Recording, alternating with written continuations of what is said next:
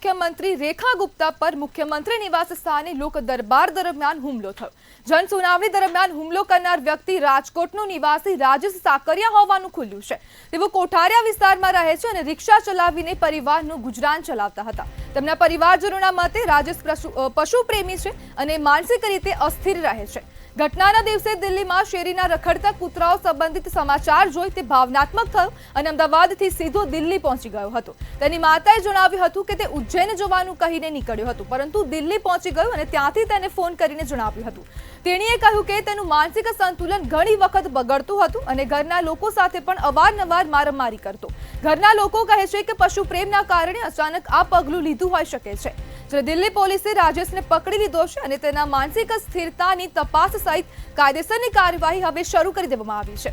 સમગ્ર ઘટના આજે સવારે બની હતી અને જેમાં જન દરબાર યોજાયો હતો, તેમાં મુખ્યમંત્રીની ઉપર હુમલો કરાયો હતો। તેમનો હાથ ખેંચીને તેમને નીચે પાડવાની કોશિશ કરવામાં આવી હતી અને તે દરમિયાન જ હવે રાજેશની પણ ધરપકડ થઈ ગઈ છે અને પોલીસ દ્વારા કાયદેસરની કાર્યવાહી હવે હાથ ધરવામાં આવી છે।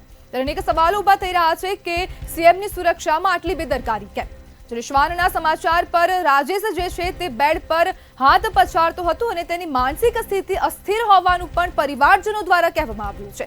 જ્યારે તે પશુ પ્રેમી પણ હતું અને પશુ પ્રેમીના જે કૂતરાને લઈને જે નિર્ણયો આપવામાં આવ્યા હતા અને તેને લઈને આ પગલું ભર્યું હોય તેવું પણ ક્યાંક ને ક્યાંક શક્ય છે। જ્યારે પરિવારજનો દ્વારા પણ કહેવામાં આવ્યું છે કે તેની માનસિક સ્થિતિ અસ્થિર હતી। જ્યારે સીએમને હાથ ખેંચીને નીચે પાડવાની પણ કોશિશ કરાઈ હતી અને તે જ દરમિયાન સીએમ જે છે તેમને કપાળના ભાગે વાગ્યું હતું ને તે બાદ તેમને સારવાર અર્થે હોસ્પિટલ ખાતે પણ ખસેડવામાં આવ્યા છે। ત્યારે આપણી સાથે કાનાભાઈ બાટવા વરિષ્ઠ પત્રકાર જોડાઈ ગયા છે। કાનાભાઈ, એક તરફ જે સીએમ છે તેમની ઉપર હુમલો કરવામાં આવ્યો છે અને તેનું કનેક્શન સીધું ગુજરાત સાથે છે, શું કહેશો? આ બહુ અનફોર્ચ્યુનેટ છે કે રાજકોટનો કોઈ વ્યક્તિ દિલ્હીમાં જઈને એક પોતે કૂતરા પ્રેમી હોવાને કારણે સીએમ ઉપર હુમલો કરે। આ બહુ કમનસીબી ઘટના છે, આવું ન થવું જોઈએ। આ પહેલી વાત છે। પણ આશ્ચર્ય એ વાતનું થાય કે જે ચુકાદો સુપ્રીમ કોર્ટે આપ્યો છે એ ચુકાદા સામે એને વિરોધ હોય તો જઈને દિલ્હીના મુખ્યમંત્રી ઉપર હુમલો કરવો એ કંઈ બહુ મનમાં બેસે એવી વસ્તુ નથી। માણસ કદાચ વધારે પડતો માનસિક અસ્થિર હશે અથવા તો એને એમ થતું હોય કે દિલ્હીમાં જે કંઈ થાય એના માટે મુખ્યમંત્રી જવાબદાર હોય, આવી માનસિકતા હોય તો માની શકાય। પણ સામાન્ય રીતે આવું કોઈ સ્થિર મહત્વનો માણસ ન કરે। ગુજરાત સાથે એનું કનેક્શન જોડાય આવી કોઈ ઘટનાનું એ ગુજરાત માટે અને રાજકોટ માટે આ સબની બાબત છે। એ માણસ અહીંયા આવા મોટા કોઈ ગુનામાં અત્યાર સુધી આવ્યો એવું દેખાતું નથી, પણ આ ગુનો જે એને ફેર્યો છે એ ગુના પછી એને એના વિશે પણ એની માનસિક સ્વાસ્થ્ય વિશે પણ તપાસ થવી જોઈએ। અને આ બીજો મુદ્દો સીએમ સિક્યુરિટીનો છે કે જો મુખ્યમંત્રી કક્ષાના વ્યક્તિની સિક્યુરિટી આટલી ઢીલી હોય એ પણ ન હોવું જોઈએ। એ બાબતને પણ ધ્યાનમાં રાખવી પડે। કાનાભાઈ, આ જે હુમલો છે તે ષડયંત્ર છે કે પછી ખાલી માત્ર હુમલો? ભાજપે એવું કહ્યું છે કે આ સુનિયોજિત કાવતરું છે, આ એક ષડયંત્ર છે, આ એક મોટા ષડયંત્રનો ભાગ છે। આ રાજકીય નિવેદનો છે, પણ માણસને જોતા જે રીતે એની વિશે વાત આવી, એના મમ્મીનો ઇન્ટરવ્યુ કરવા માટે આપણા રિપોર્ટર ગયા હતા, એની સાથે વાત થઈ એ પ્રમાણે એ કોઈ ષડયંત્રનો ભાગ હોય એવું તો લાગતું નથી। કારણ કે ત્યાં જઈને એ એકલો ત્યાં જઈ દેશી હરિયાળો છે, એની ત્યાંની સીસીટીવી ફૂટેજ છે એને કોઈનું બહુ બેખપ હોય એવું અત્યાર સુધી બહાર નથી એવું। એટલે રાજકીય આક્ષેપ એવો થશે કે આ ષડયંત્ર છે। ષડયંત્ર હોય તો રાજકીય ષડયંત્ર હોય અને રાજકીય ષડયંત્ર હોય તો આપનું હોય એવું એક સામાન્ય રીતે માનવું પડે। પણ હું નથી માનતો આ ષડયંત્રનો ભાગ હોય। આ એક કદાચ એન્કરમાં ગુસ્સામાં આવેલું પગલું હોઈ શકે અને જો ષડયંત્ર હોય તો એ ખરેખર બહુ ખરાબ બાબત। કાનાભાઈ, આ હુમલાને તમે કેવી રીતના જુઓ છો?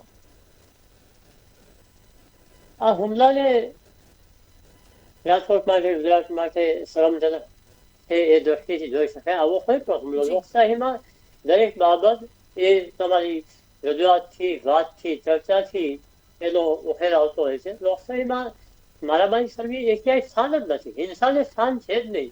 અને ભાઈ ગુજરાતમાંથી કોઈ વ્યક્તિ હિંસા પર ઉતરે એ તો ગુજરાત માટે પણ બહુ ખરાબ બાબત છે। કારણ કે ગાંધીજીએ અહિંસાની વાત અહીંથી જ કરી હતી અને આનામાંથી તો આપણે આપણે ગુજરાતીઓ તરીકે પણ આપણને શરમ આવે.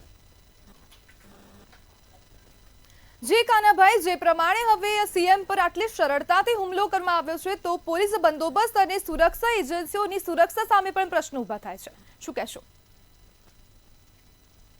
સામે છે સીએમની સુરક્ષા બહુ મજબૂત હોય છે.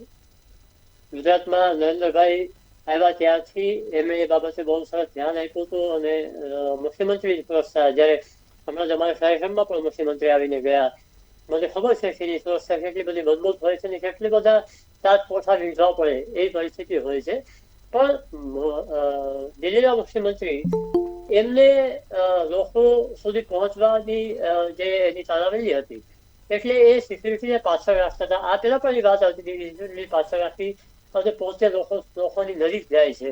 લોકોની નજીક જવું એ નેતાનું કામ છે, પણ એવી રીતે નજીક થવાથી પોતાની સિક્યુરિટી નુકસાન થાય એ પણ ન જોવું જોઈએ.